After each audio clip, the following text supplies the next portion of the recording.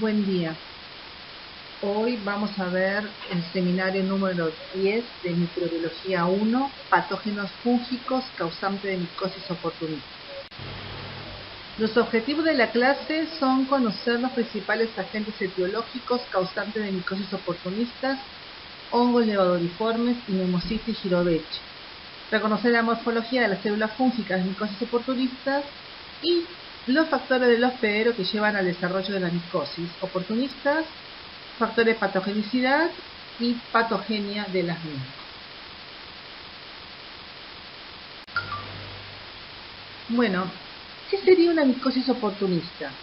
Son micosis producidas por hongos de la biota normal, endógena o exógena. Muchos de ellos suelen ser contaminantes de cultivos y que pueden producir enfermedad o ser patógenos en este caso, pero esta patogenicidad o capacidad de causar daño no depende en sí del hongo, sino del hospedero. Entonces acá el protagonista es realmente el hospedero o huésped, que va a ser un individuo inmunodeprimido. Esta inmunodepresión puede ser de origen congénito o adquirido, o no ser exactamente un inmunosuprimido, pero sí tener algún factor predisponente. En el diagnóstico de estas micosis oportunistas es esencial la correlación entre la clínica y el laboratorio, porque como habíamos dicho antes, muchos de estos hongos son contaminantes de cultivos, por lo tanto, no alcanza solo con la clínica, sino que yo además debo ver al hongo en las muestras clínicas, en el examen directo, en lo ideal, y además aislar al hongo repetidamente en los cultivos. ¿Cuáles son los factores de riesgo que puede tener un hospedero o huésped para tener una micosis oportunista o para padecer una micosis oportunista? Entonces vamos a ver algunos de ellos. Uno de ellos son barreras físicas alteradas. Esto es por cosas que habitualmente los médicos hacemos, que es colocación de catéteres endovenosos, colocación de sondas vesicales, sondas nasogástricas, que para ayudar al tratamiento de sostén del paciente, nosotros lo invadimos, y en estas invasiones podemos romper la barrera cutánea mucosa y permitir el ingreso de agentes fúngicos. En el caso de los quemados, acá lamentablemente el propio paciente, por el trauma, por el accidente de la quemadura, destruyó su propia barrera cutánea y cualquier agente bacteriano, fúngico, puede perfectamente adherirse, penetrar y dañar. Y traumatismos también, como alteración de la barrera cutánea. En el caso de alteraciones metabólicas, sin duda la alteración metabólica más común y más predisponente, podríamos decir, es la diabetes. Hay que recordar que acá el problema no es el hecho de ser diabético, sino tiene que ser un diabético mal controlado. El diabético mal controlado presenta hiperglucemia persistente, y esa hiperglucemia persistente lleva a la glicosilación de los polimorfonucleares. Los polimorfonucleares glicosilados migran mal y poco a los focos infecciosos. Por eso estas personas tienen más predisposición a cualquier tipo de infección, tanto bacteriana como fúngica, porque tienen alterada la respuesta inmune innata. Sus polimorfonucleares migran mal a los focos infecciosos. La acidosis también es otro factor predisponente que altera la migración de polimorfonucleares. Y otros que también figuran acá: nutrición parenteral y el uso de quelante del hierro. Biota. Sabemos nosotros que la biota normal es bacteriana principalmente, y muchas de estas bacterias conviven en perfecta armonía con nosotros en un estado de mutualismo. Si nosotros utilizamos antibióticos de amplio espectro, borramos estas bacterias mutualistas que tenemos en nuestra flora intestinal, liberamos receptores y permitimos que hongos, en este caso cándida, que es el más frecuente, puedan ocupar estos receptores, interactuar, inclusive penetrar e invadir. En el caso de la inmunidad celular, claramente la alteración de la función o número de CD4 predispone a micosis, y esto se ve en los pacientes VIH-Sida o en personas que reciben quimioterapia. En el caso de neutrófilos, el número y función de los neutrófilos, cuando se encuentra alterada o disminuido su número, que es lo que nosotros llamamos neutropenia, que esto se observa en pacientes que reciben quimioterapia, corticoides, no importa si es en altas dosis o bajas dosis de corticoides, o enfermedad granulomatosa crónica o enfermedades oncomatológicas, estos pacientes van a tener alterada la respuesta inmune innata y por lo tanto mayor frecuencia de las micosis que vamos a ver a continuación. Anatómicas, la alteración anatómica que se observa en los EPOC y tuberculosis generalmente tiene que ver con el daño del árbol de la arquitectura bronquial que lleva a la aparición de bronquiectasias, y en estas bronquiectasias se pueden acumular secreciones e inclusive hongos pueden ingresar y ocuparlo y crecer ahí. También la fibrosis quística es otra alteración y el uso de prótesis. En el caso de hipersensibilidad de tipo 1 y tipo 3, acá las alergias predisponen, digamos, a cuadros, digamos, de hipersensibilidad. Por ejemplo, inhalar esporos de Aspergillus puede llevar a asma aspergilar, o cuadros, en el caso de hipersensibilidad de tipo 3, de alveolitis extrínseca. Otros extremos de la vida, ¿sí? Tanto en el neonato por su inmadurez inmunológica o en el anciano por su deterioro inmunológico, vamos a ver que esos grupos etarios tienen más riesgo de micosis.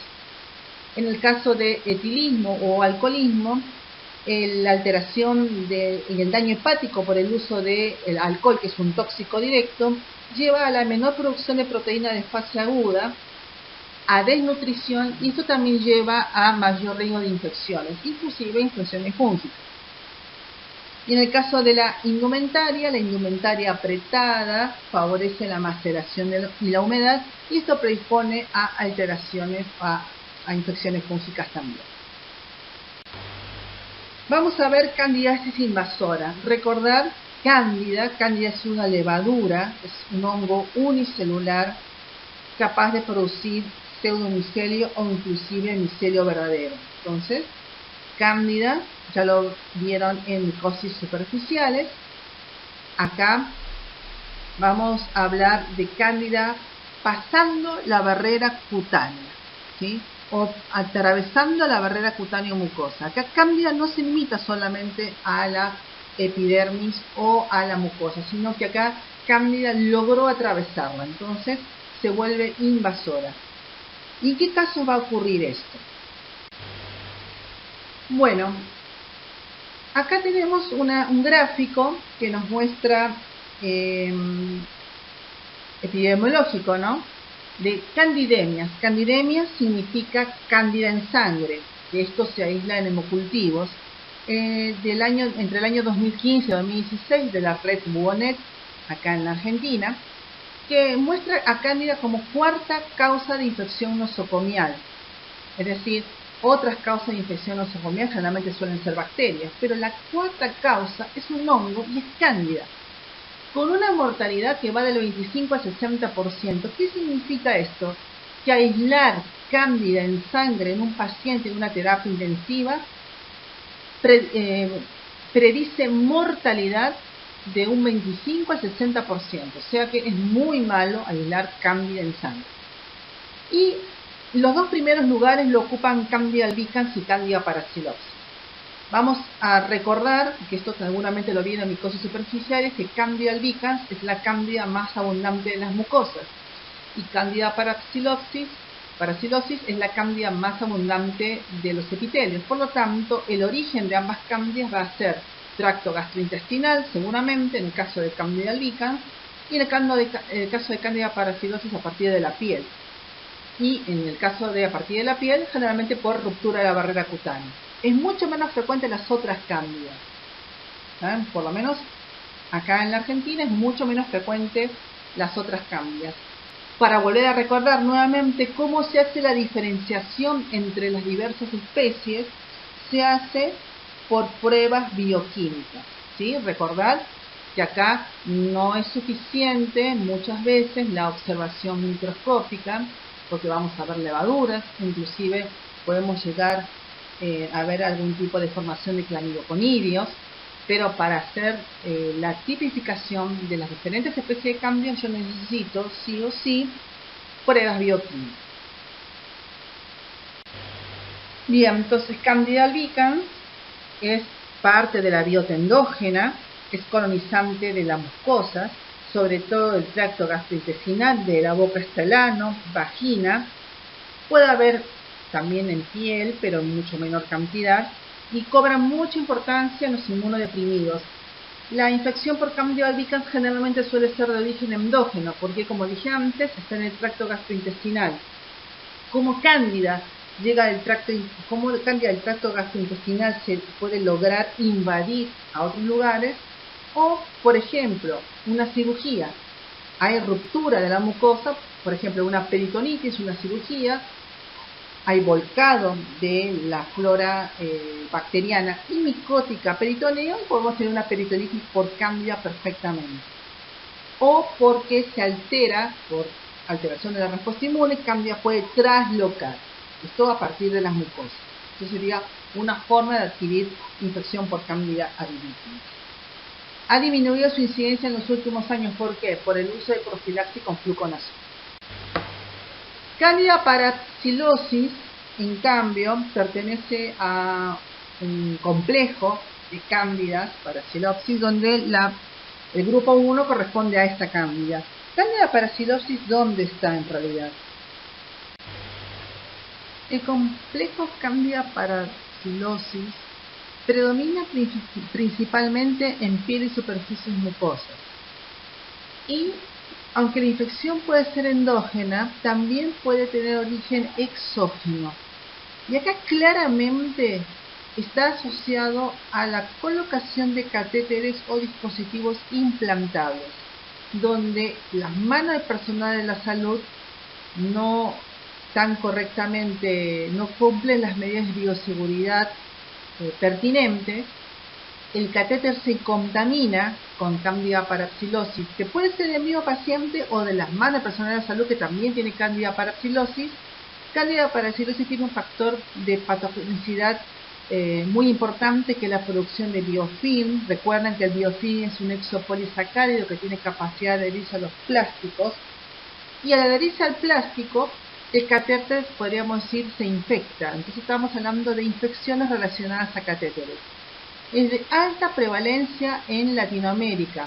Simplemente habla de que no se toman las correctas medidas de bioseguridad.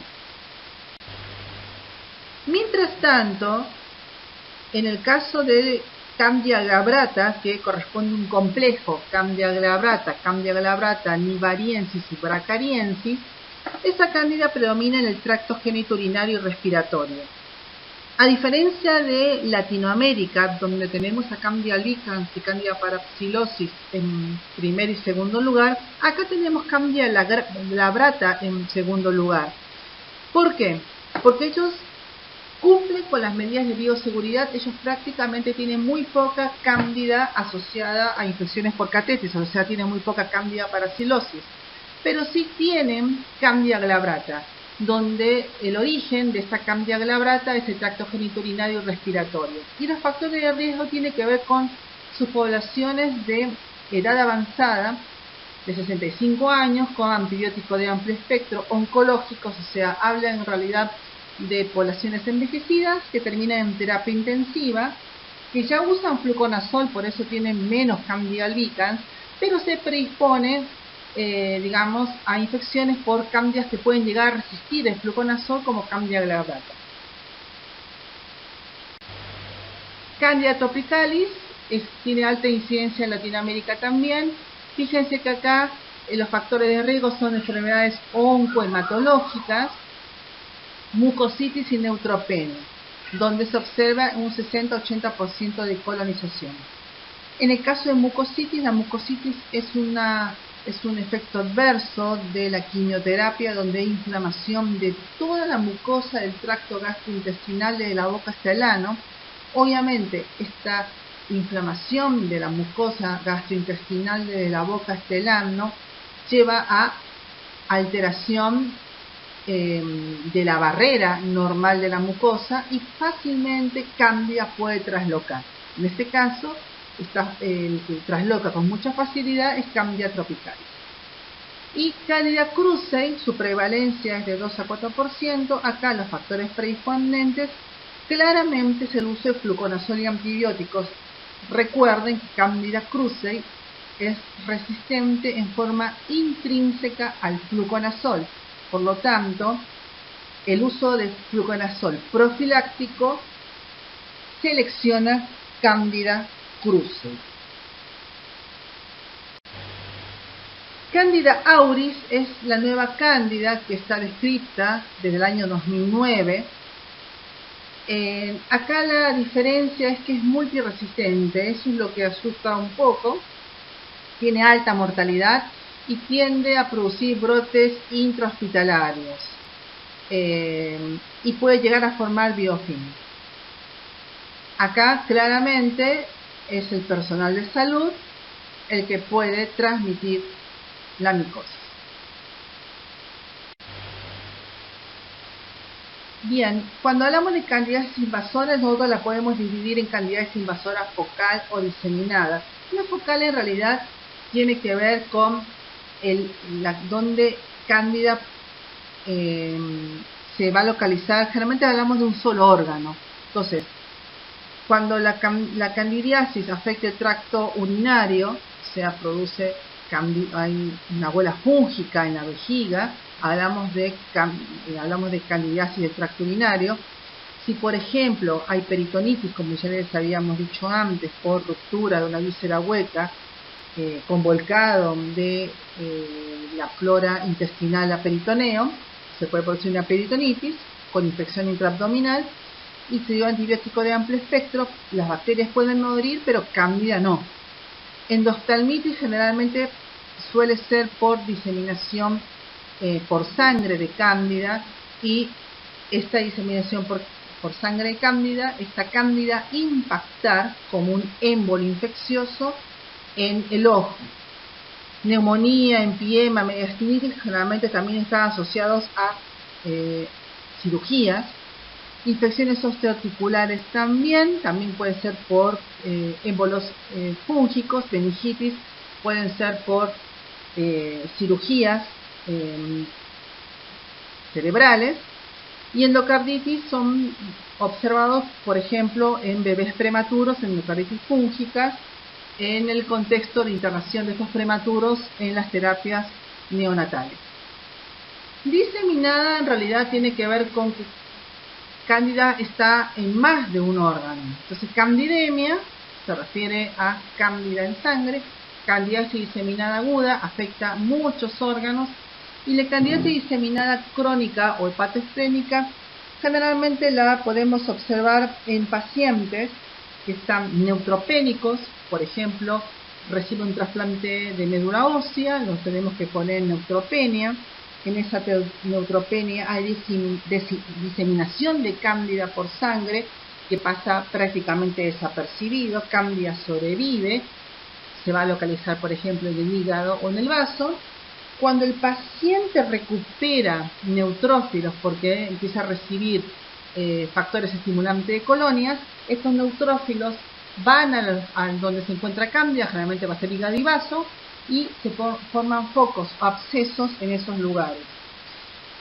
Acá, lamentablemente, Cándida no puede ser eliminada porque hay una disfunción leve del linfocito T, hay un desbalance entre linfocito T, perfil TH1 y perfil TH2 con predominio de interleuquina 10, y esto hace que se formen granulomas con abscesos en hígado y vaso que tratan de contener al hongo pero no lo pueden hacer correctamente.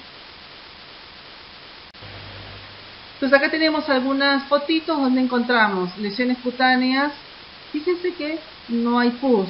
Recuerden, para que un paciente haga una diseminación hematógena por Cándida tiene que tener muy mala función neutrofílica.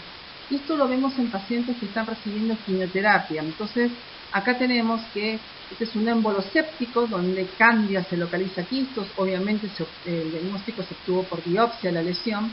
Fíjense que es totalmente hemorrágico porque no hay pus, porque no hay neutrófilos, y claramente esto no va a ocurrir solamente en este sector de la piel, sino en muchos sectores. En el caso de endocarditis, fíjense que acá se ve una vegetación en la aurícula izquierda, que esta vegetación se observó en un paciente prematuro que estaba con candidemia. Acá en el caso de la oftalmitis lo que estamos viendo son toda una zona hemorrágica con exudado, que después se descubrió que era cándida. Y acá simplemente vemos, es un clásico paciente de terapia intensiva, que está intubado, poliinvadido y que está con una candidemia. O sea, es totalmente no extraño que en un paciente en terapia intensiva tan poliinvadido, recibiendo antibióticos de amplio espectro, no puede hacer una candidemia. El que no lo haga y que el paciente no se infecte depende de todas las medidas de bioseguridad que uno tome con el paciente en sí, con el cambio de los catéteres, con el cambio de los tubos, de la limpieza, para evitar que se infecten. Acá tenemos una candidiasis diseminada crónica. Fíjense que yo lo que les dije, los abscesos en hígado y en vaso. Acá vemos abscesos en el hígado. Para llegar al diagnóstico, la única forma es por punción biopsia del absceso. Acá, por ejemplo, está al lado de los costillos, un buen lugar para entrar. Y acá abscesos cerebrales. Estos abscesos cerebrales pueden haber sido luego una neurocirugía o por émbolos infecciosos que llegaron al cerebro. ¿Cuáles son los factores de riesgo para hacer candidemia? Neutropenia. Neutropenia entendida como recuento de neutrófilos menor a 1000 neutrófilos por milímetro cúbico, según algunos autores, o menos de 500 neutrófilos por milímetros cúbicos, según otros autores. Para hacer, los pacientes son cromatológicos, por ejemplo, tienen neutropenias severas. Neutropenias severas son menos de 100 neutrófilos por milímetro cúbico. El trasplante, obviamente, porque el trasplante va, para que el paciente no rechace el órgano, lo tenemos que inmunosuprimir. Y en esa inmunosupresión vamos a causar neutropenia. Alteración de la integridad de la barrera cutáneo-mucosa, ya lo vimos con el uso de catéteres. Tratamiento con corticoides. No hace falta que el paciente esté recibiendo altas dosis de corticoides. ¿Qué son altas dosis de corticoides? Más de 20 miligramos de corticoides por día por espacio de más de 20 días. Eso es altas dosis de corticoides. Con alta dosis de corticoides yo voy a provocar, por el uso de corticoides, alteración de la migración de los neutrófilos, o sea, mala función neutrofílica, y eso obviamente lleva a muy mala respuesta innata y va a predisponer a infección. Quimioterapia, ya dijimos por la misma, porque la quimioterapia disminuye no solamente el número, sino la función de los neutrófilos, catéteres y dispositivos protésicos, por lo mismo que dijimos antes. La nutrición parenteral total, estancia prolongada en terapia intensiva, más de 3 días, se considera que en unidades cerradas la incidencia de candidiasis aumenta después de la primera semana de estadía. El uso de antibiótico de amplio espectro, porque va a seleccionar levaduras, la hemodiálisis, la perforación gastrointestinal o cirugía. Pancreatitis. La pancreatitis aguda es un factor de riesgo independiente, porque Candida albicans coloniza el tracto digestivo, en especial el ángulo de Treitz, y en los estudios multivariados se considera un factor de riesgo independiente. Colonización por Candida albicans, muchos de estos pacientes, sobre todo los pacientes que van a ser sometidos a trasplante, se los hisopa para ver si están colonizados por Candida. Por lo menos en 3 áreas anatómicas en las unidades, por ejemplo, de cuidados coronarios. Si yo encuentro Cándida, por lo menos en 3 áreas anatómicas distintas, se considera que es un factor de riesgo para desarrollar candidiasis sistémica. Y como dije antes, la diabetes es un factor de riesgo también importante. Entonces acá tenemos, esta es una forma de explicar la fisiopatogenia de Cándida en el torrente sanguíneo. Entonces tenemos acá 2 lugares donde Cándida puede entrar. Una es por los catéteres y otro traslocando a través del aparato digestivo. Entonces vamos a ver, por ejemplo, en el catéter, que tenemos un catéter colocado en una terapia intensiva X, y este catéter, por mal manejo del catéter se colonizó por flora del paciente o flora de las manos del personal sanitario, personal médico o de enfermería. Este catéter se colonizó con Candida parasilosis y esta Candida produjo biofilm y este biofilm se encuentra adherido al catéter. Entonces, ¿qué vamos a observar? Cada vez que yo al paciente, al utilizar ese catéter, le pase solución fisiológica o antibióticos, yo voy a desprender émbolos de cándida, émbolos sépticos de cándida, y esos émbolos sépticos van a ir por sangre, va a haber candidemia, al principio va a ser transitoria, y estos émbolos pueden llegar a ganar algún órgano blanco, por ejemplo, el hígado, el vaso. En este proceso, cuando yo paso, por ejemplo, solución fisiológica en un catéter que está digamos, colonizado por cándida, y envío el émbolo infeccioso, el paciente va a hacer fiebre. Entonces, la fiebre es el primer signo que generalmente los terapistas ya saben que si el paciente empieza con fiebre, lo primero que suelen hacer es revisar los catéteres e inclusive cambiar los catéteres, porque saben que muchas veces la causa de la fiebre suele ser un catéter infectado. En el caso del aparato digestivo, el tema con cándida es un poquito más complicado. Entonces, yo tengo un paciente que está en terapia intensiva o está con tratamiento antibiótico, es un paciente que está inmunosuprimido porque está neutropénico. Le doy antibióticos, borro parte de la flora bacteriana normal de la microbiota, por eso dice selección, libero receptores y cándida se puede adherir. Ahora, esto no es tan sencillo, no es que yo libere receptores y cándida atraviesa. Para que cándida pueda traslocar, como se observa ahí, no tiene que haber correcta función neutrofílica ni número de neutrófilos adecuados. O sea, el que impide la traslocación de cándida son los neutrófilos. Los neutrófilos hacen la barrera para que cándida no pase. Entonces, si no hay neutrófilos o no funcionan bien, cándida puede traslocar. Si cándida logra traslocar, tampoco es tan sencillo que cándida traslocando logre ganar el torrente sanguíneo, porque tiene que encontrar primero un vaso, un capilar cercano. Para encontrar el capilar cercano, bueno, tiene que, como dijimos antes, cándida cuando empieza a invadir filamentiza. Entonces, cándida filamentiza logra llegar, por ejemplo, al capilar cercano, se abre paso entre las células endoteliales y llega al torrente sanguíneo. Pero acá hay otra barrera de defensa, que también son son componentes celulares, que son las plaquetas. Las plaquetas, obviamente, cuando hay disrupción del endotelio, vienen inmediatamente y se agregan. Y las plaquetas tienen capacidad de granular sobre cándida y destruirla. Por lo tanto, no es tan fácil que cándida logre ganar el torrente sanguíneo, pero ustedes piensen que el paciente está neutropénico y plaquetopénico. Entonces, que es el clásico paciente que nosotros vemos en oncología y sobre todo en oncohematología. Entonces, este paciente, obviamente, simplemente por su mala función neutrofílica y su falta de plaquetas, tiene mucha facilidad para que cándida trasloque, invada y se disemine.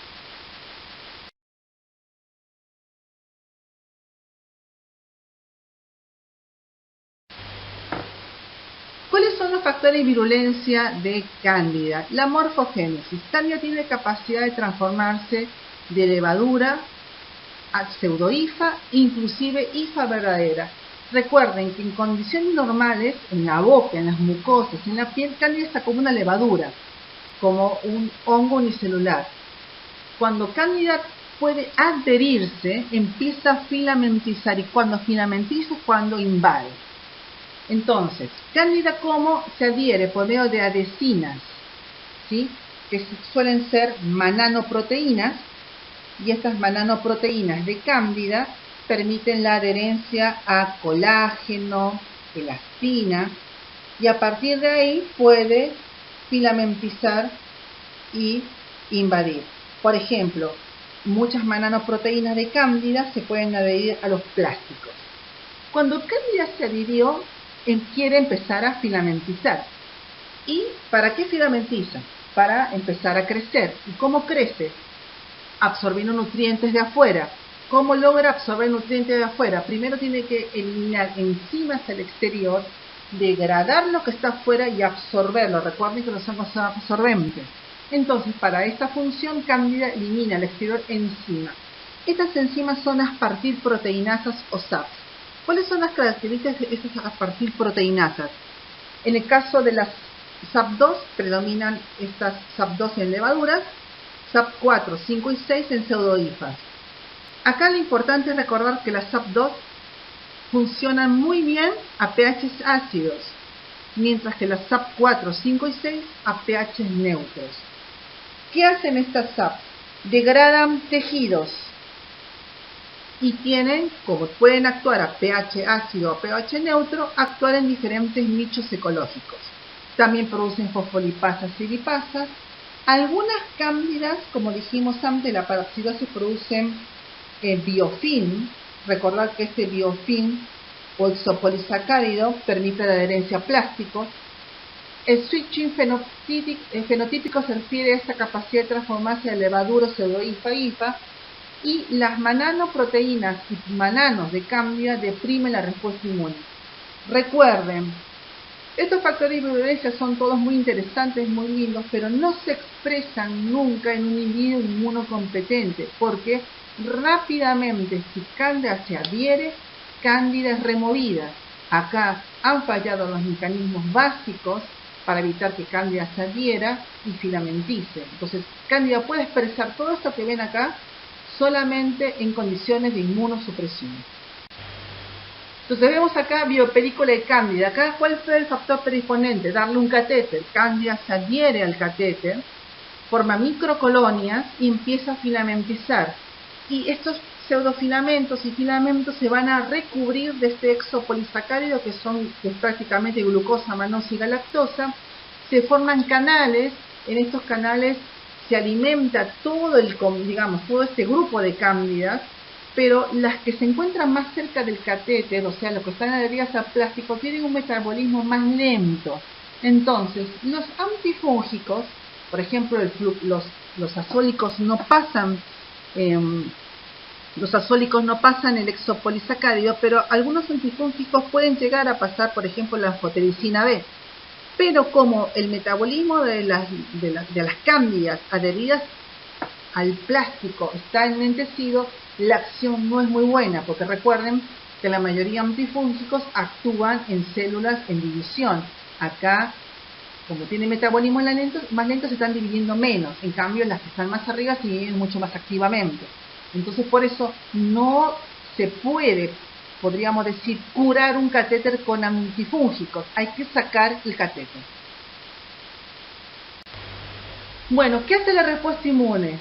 Obviamente la integridad de las pieles y las mucosas, la presencia de células dendríticas, los neutrófilos y monocitos, ya dijimos que son esenciales para destruir cándida. Las plaquetas también, porque degranulan sobre cándida. Algunos factores del suero como anticuerpos que pueden obsolizar cándida y favorecer la fagocitosis por medio de polimorfonucleares, y posteriormente la respuesta inmune adaptativa que termina por eliminar cándida. Acá lo que quiere decir esta diapositiva en realidad es que cándida puede ser reconocida por dos toll-like receptors, el TLR4 y el TLR2. Lo ideal es que cándida, como levadura, sea reconocida por TLR4. Si es reconocida por TLR4, inmediatamente se monta un mecanismo con perfil TH1, con producción de interleuquina 1, interferón gamma y factor de necrosis tumoral. Esto elimina rápidamente cándida. Ahora, si cándida logra filamentizar, convertirse en hifa o pseudohifa, lo que habitualmente no se logra en un individuo inmunocompetente, pero sí en un inmunosuprimido, el reconocimiento de cándida no va a ser por medio del toll-like receptor 4, sino por el medio del toll-like receptor 2. Si esto ocurre, se monta otra respuesta inmune de un perfil TH2 con producción de interleuquina 4 e interleuquina 10 que inhibe el perfil TH1. y esto lo que hace es favorecer la diseminación en sí de cándida. Es como que la respuesta inmune evade, o sea, el hongo evade la respuesta inmune. El complemento activa las 3 vías cándida y cándida puede ser opsonizada, pero en realidad puede ayudar a la opsonización y que un polimorfo nuclear lo reconozca un poco más rápido, pero no le afecta el complejo de ataque lítico a la membrana, porque el complejo de ataque lítico a la membrana es muy corto como para atravesar la pared fúngica. Y recuerden que el complemento es un sistema que fue hecho para destruir bacterias, no para destruir hongos. Y además cándida tiene mecanismos de evasión como producción de proteasas, proteínas reguladoras, que evaden la acción del complemento. Criptococosis.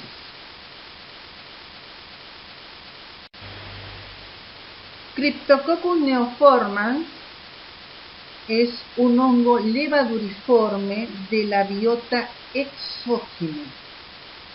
Su forma asexuada es vista en tejidos y recuperada en cultivos primarios. La clasificación taxonómica de género Cryptococcus, que pertenece a la división Basidiomycota, esto se refiere, recuerden, a la clasificación de los hongos según su fructificación sexuada. Acá, obviamente, en este caso, este hongo produce bácides en su fructificación sexuada. Los divide en su estado anamorfo en Cryptococcus neoformans variedad Grubi, que es el que predomina en el hemisferio sur, Cryptococcus neoformans variedad Neoformans, que predomina en el hemisferio norte, y Cryptococcus gattii, que afecta a inmunocompetentes.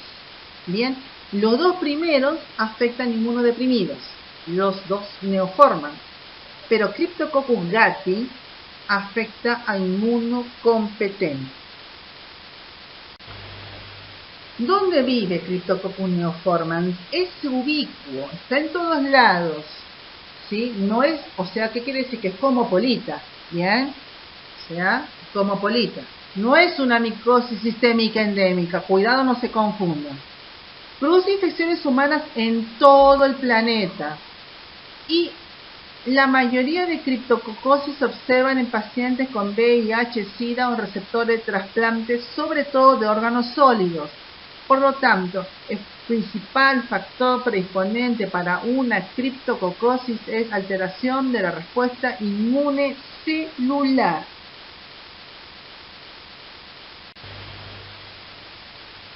¿Cuáles son los que nos interesan? Cryptococcus neoformans vive en el guano del pájaro, de los pájaros, de paloma, la caca de la paloma. No en la parte de arriba, a la exposición solar, sino en la parte húmeda. Ya la estudiaron, está ahí. En la caca de los pájaros, de las palomas, en la caca de otros animalitos alados de sangre caliente como los murciélagos. Ahí también hay Cryptococcus neoformans, pero en menor cantidad. Si hay en las palomas, animalitos que hay que destruir. En la madera de descomposición, en las deyecciones de los aleros, edificios y áticos, y le gusta el pH alcalino y rico en nitrógeno que obtiene en el guano de la paloma.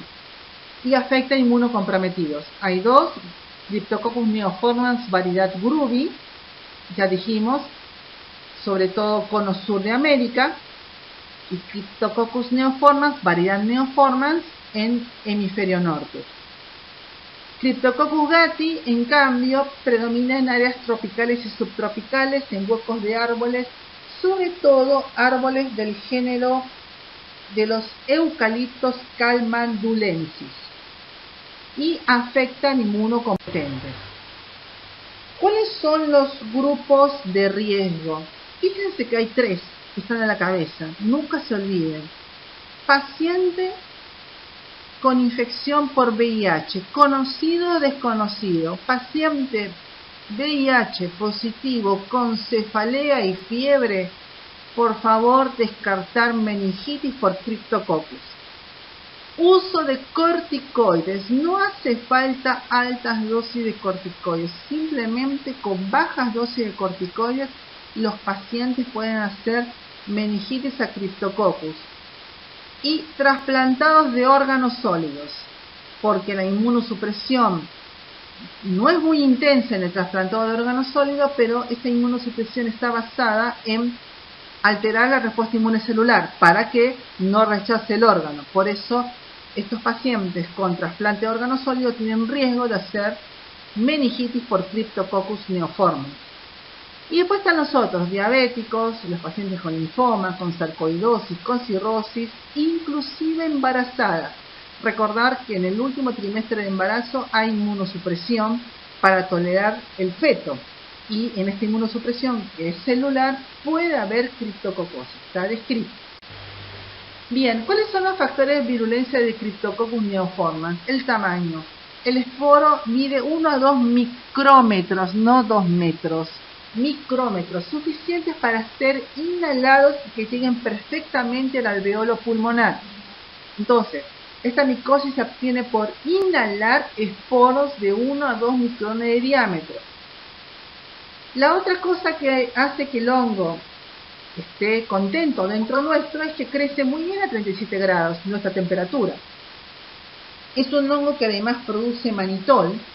El manitol, recuerden que es una sustancia que atrae el agua, por lo tanto favorece el edema. Imagínense a este hongo multiplicándose en meninges, atrayendo agua y por lo tanto favoreciendo edema cerebral. Fosfolipasa B. La fosfolipasa B está involucrada en la integridad de la membrana, está involucrada en invasión y diseminación, y es el que permitiría la salida de Cryptococcus neoformans del alveolo pulmonar al torrente sanguíneo. Por eso dice invasión y diseminación. Fosfolipasa B permite la salida del hongo del pulmón. Ureasa. Esta enzima permite la invasión del hongo que se encuentra circulando en sangre, que llegue a barrera hematoencefálica y atraviesa barrera hematoencefálica e invade el sistema nervioso central. El hongo se adapta a la hipoxia. ¿Qué significa esto? El hongo vive, como habíamos dicho antes, en el guano de la paloma, en el guano de los pájaros. Tiene un pH alcalino y gran cantidad de nutrientes, entre ellos nitrógeno. Cuando el hongo ingresa a nuestro organismo, no es un evento feliz para el hongo, ¿sí? Siempre recuerden, no es un evento feliz. La cantidad de oxígeno, la concentración de oxígeno baja, por eso se puede adaptar, como dice ahí, adaptación a la hipoxia. Y esto hace que el hongo se proteja. ¿Cómo se protege el hongo? Produciendo cápsula. La cápsula protege al hongo de la desecación del medio ambiente y se induce su producción por presencia de suero, disminución del hierro y baja concentración de oxígeno. La cápsula es poco inmunógena y se vierte en forma continua sobre la pared fúngica. Además, la cápsula induce edema cerebral, favorece la replicación del virus VIH y es tóxico local sobre organelas celulares. Entonces, esto cuando dice adaptación de la hipoxia, en realidad se refiere a la producción de cápsula que es inducida por la adaptación a la hipoxia. ¿Qué significa esto además? Que cuando el hongo está en el medio ambiente, en el guano de la paloma, prácticamente no tiene cápsula.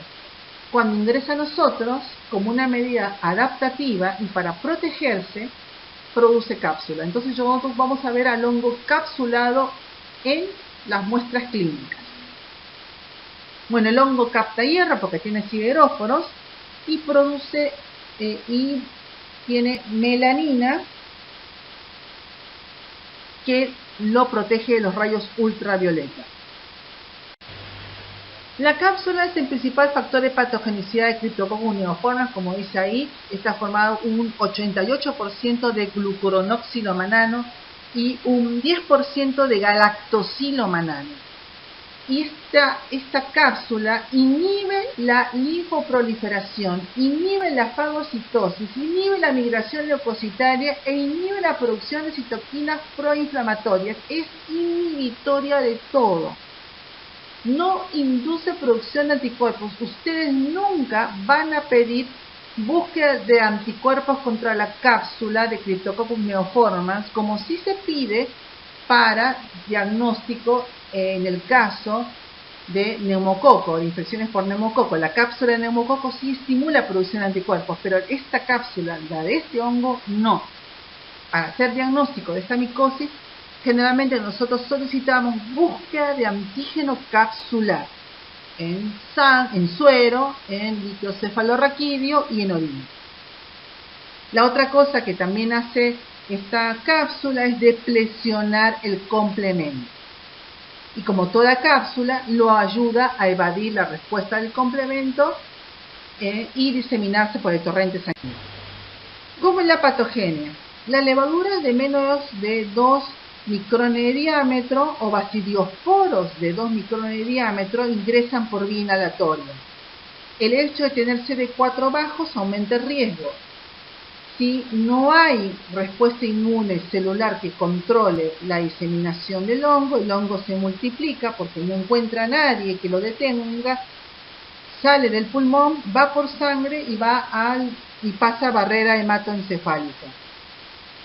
Cuando hay buena respuesta inmune, un macrófago activado por respuesta perfil TH1 destruye las levaduras. Se requiere interferón gamma para que el macrófago mate a las levaduras, pero esto no ocurre en alteración de la respuesta inmune celular. ¿Cómo el hongo llega al sistema nervioso? Puede ser por vía transcelular, directamente pasa solo el patógeno, o transcelular a través, atravesando el endotelio.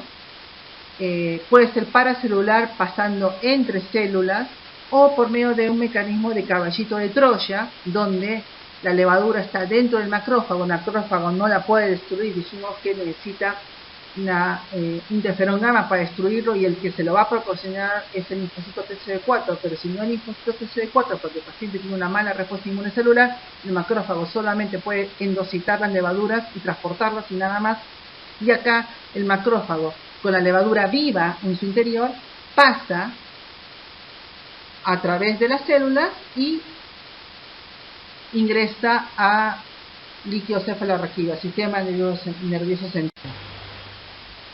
Entonces, nuevamente acá lo vuelven a poner, la cápsula libera polisacárido capsular, potente activador de la vía alterna del complemento, enmascara las PAMs, la ozonización es fundamental para la fagocitosis, pero fácilmente el hongo puede evadir todo esto.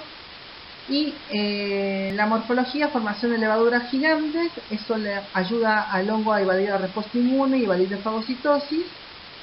Puede haber fusión de mitocondrias con patrón tubular,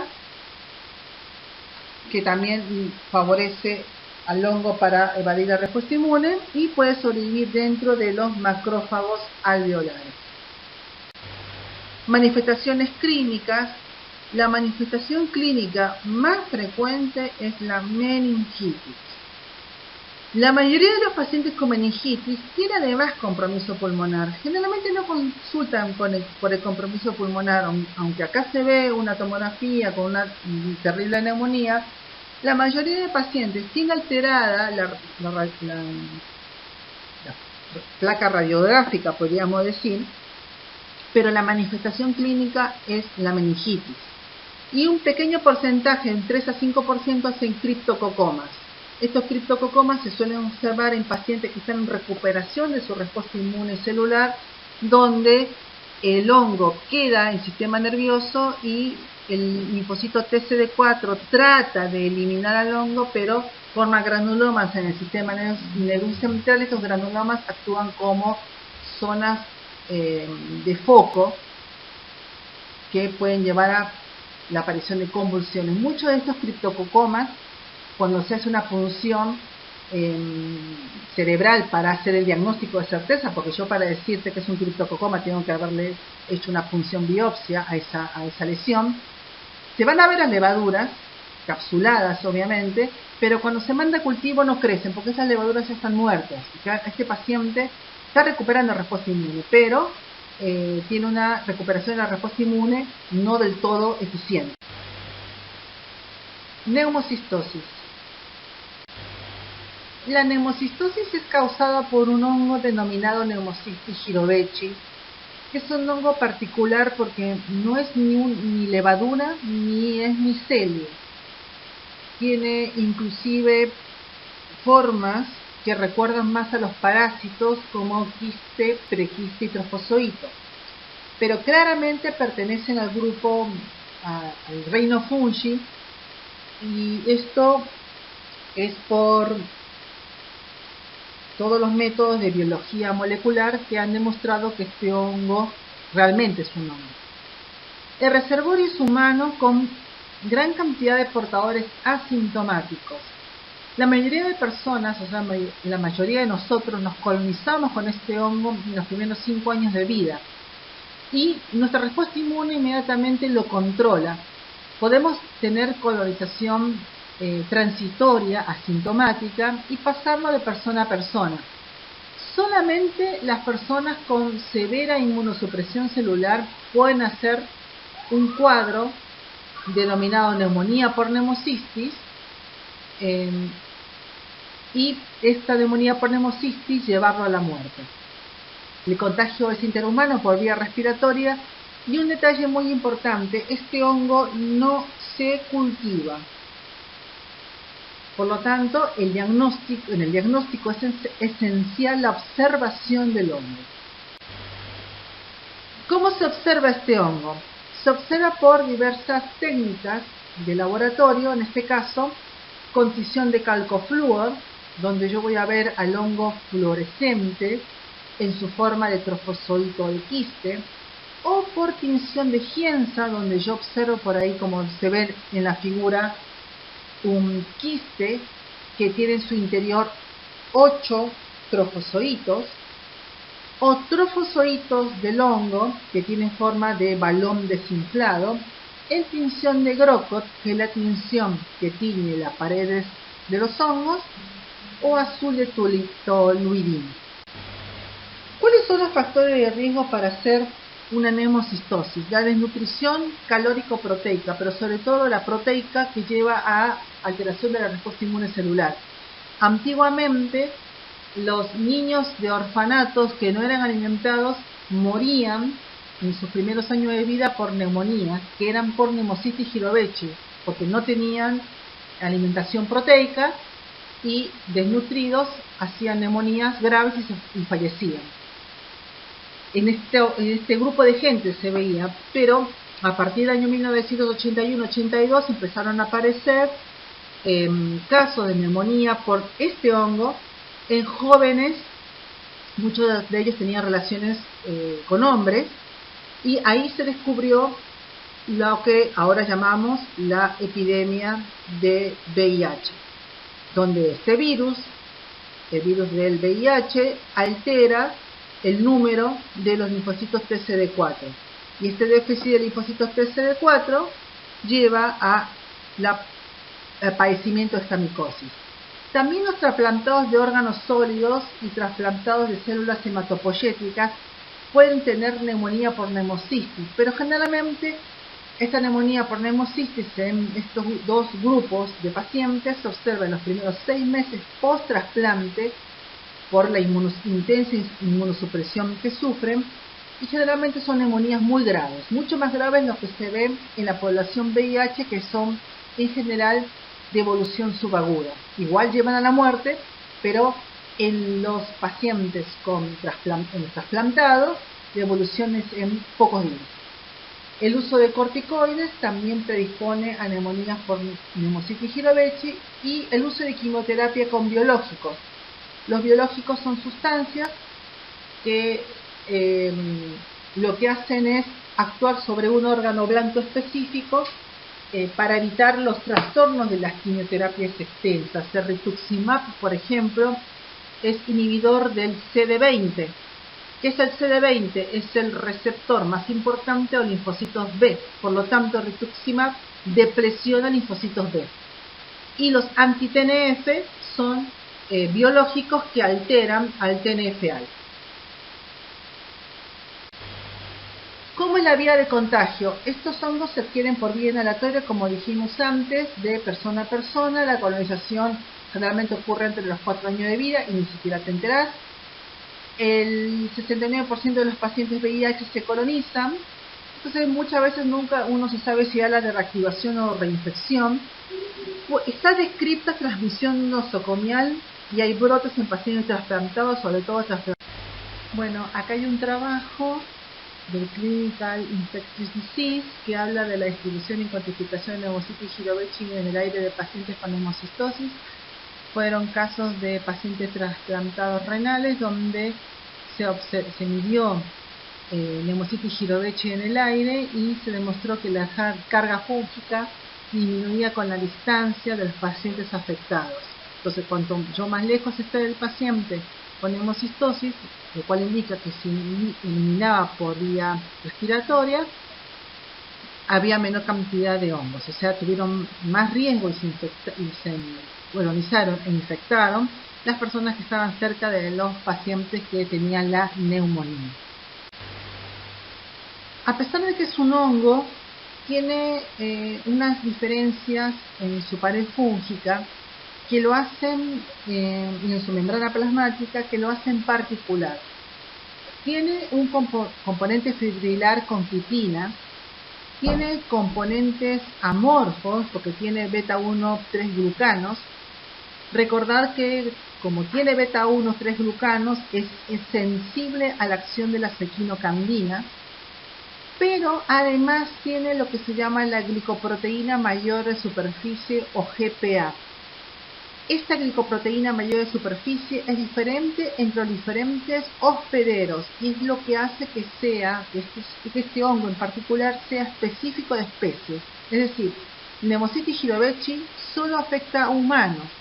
La rata tiene su propio Pneumocystis, que es Pneumocystis carini.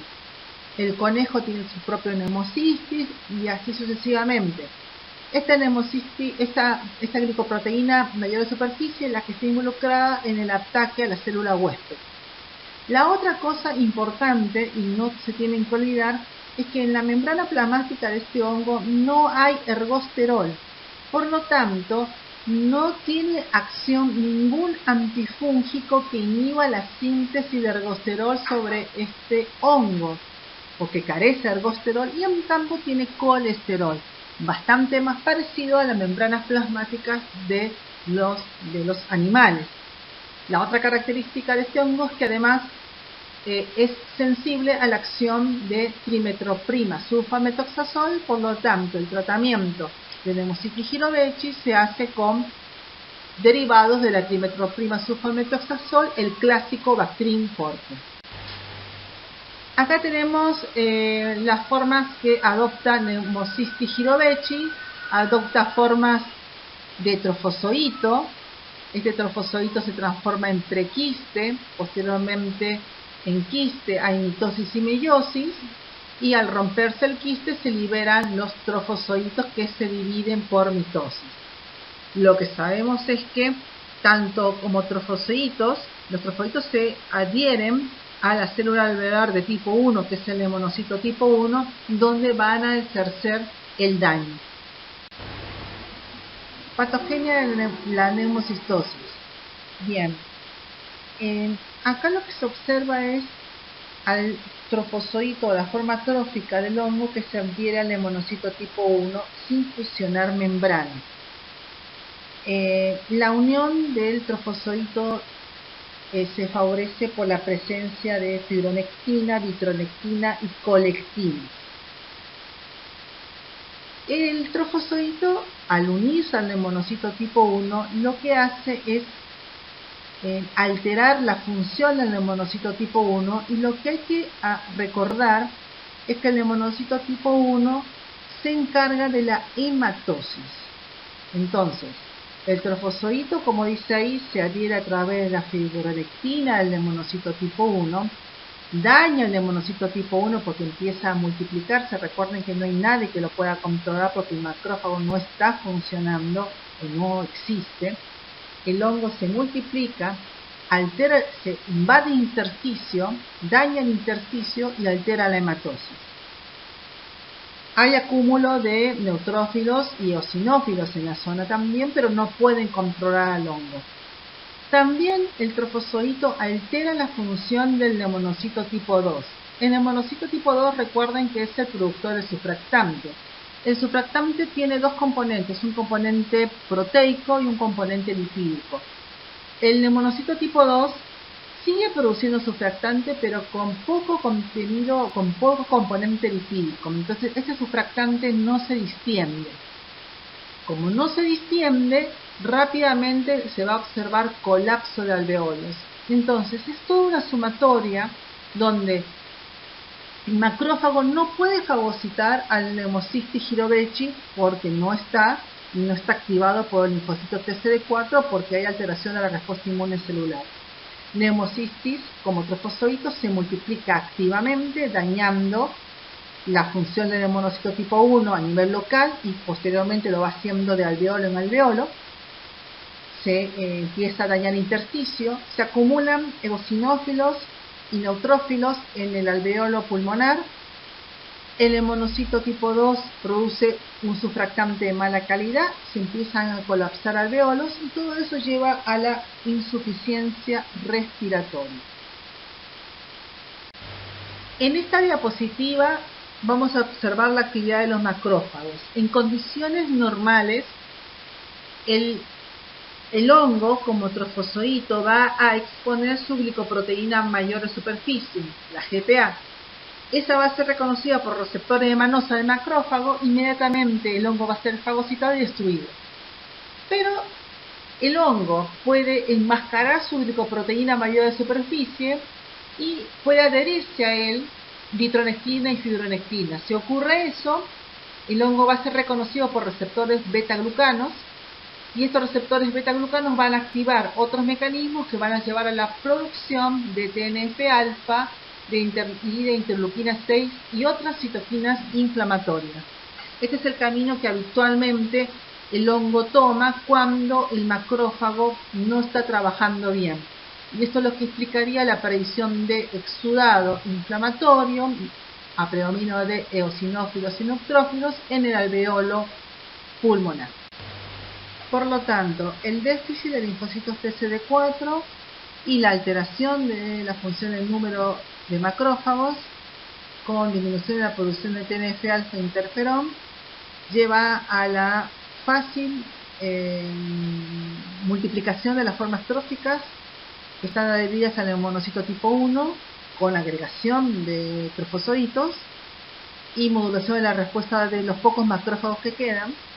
Esto lleva a alteración inflamatoria del epitelio alveolar y del surfractante, con daño tisular, alteración del BQ e insuficiencia respiratoria. ¿Quién resuelve la afección? El linfocito TCD4 activando el macrófago y destruyendo junto con los neutrófilos, digamos, al hongo. Pero obviamente, como esto no ocurre, hay daño endotelial y epitelial alveolar que lleva a la alteración de la hematosis. Hay mecanismos de evasión de la respuesta innata. El hongo puede producir glicoproteína mayor de superficie señuelo para que sea opsonizada y el hongo poder escapar, o que sea reconocida por el macrófago alveolar pero que no destruya al hongo. Acá tenemos una foto de una neumonía por Pneumocystis jirovecii, donde se ve el intersticio engrosado y exudado eosinofílico en los alveolos y se traduce en infiltrados intersticiales bilaterales, con aumento de la PC2, disminución de la PO2 y aumento de la LDH. Muchas gracias.